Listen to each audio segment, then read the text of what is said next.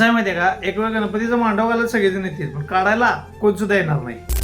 आणि हे फक्त आमच्या बाबतीतच घडत नाही, प्रत्येक मंडळात भावाने येत चालू असते. आज सकाळी उठल्या पहिला सगळं आईसाहेबांचा आवरून नाही की नाही नाश्ता चारून घेतलो बघा, आणि घरातली बाकी सगळी कामं आवरून डायरेक्ट पोचलो मांडवा. जसं की तुम्हाला माहितच आहे, मांडव काढायचं म्हटलं की कोणी येतच नाही. पण आपलं कसं आहे माहितीये काय, बाप्पाचं काम करायला आपण कवाच लाजत नाही. मागचा पुढचा विचार न करताय की नाही, सगळ्यात आधी पहिला पडदं सोडून घ्यायला चालू केलं, आणि निघल तसं एक एक पडदं की नाही लागलंच घडी पण घालून ठेवलं. तासाभरात सगळं पडदं सोडून नाही की नाही मांडव सगळा रिकामं केलो, काढलेलं साहित्य सगळं एका बाचक्यात भरलं, आणि 2 तास आम्ही कंटिन्यू काम करायला तो म्हणताना की नाही ताण लागले म्हणताना जरा बारीक मध्ये पाणी पिलो. लागल्या आता वरच्या आणि साईडच्या बांधलेल्या पट्ट्या पहिला सोडून घेतल्या. मांडव सगळा रिकामा झाल्यावर आहे की नाही सगळ्यात आधी वरचं पत्र काढायला चालू केलो. आणि महत्वाचा विषय काय होता माहितीये का, आपल्या हाताखाली फक्त चिल्लर गँग होती, त्यामुळे काम करायला आपल्याला जरा वेळ लागला. पण बघता बघता आमच्या बारक्या वाघांना घेऊन आहे की नाही सगळा मांडव एकदाच आम्ही रिकामा करून घेतलो. लेटा सगळ्या बाजूला काढल्या, नडबड खोलून सगळा मांडव सुट्टा करून घेतलो. असं आमच्या सगळ्याच्या अथक प्रयत्नानंतर आहे की नाही 4 तासानं बरोबर आमचा मांडव काढून झाला बघा. या वर्षी मात्र रेकॉर्ड टायमात आम्ही मांडव आमचा खोलून टाकला, आणि पाहिलेली सगळी कामं एकदाची सपवून टाकलो. काम करून सगळीच लय वैतागलेली म्हणताना जाता आता बारीक मध्ये सरबत तयार केला. सरबतावर ताव मारून नाही की नाही सगळा तकवा आमचा दूर झाला. मांडव काढायला घालायला जी नसतात की नाही त्यांना माझं एकच सांगणं आहे, पुढल्या वर्षी बारीक मध्ये जेवायला जर लाज वाटली तर मांडव काढायला नक्की या.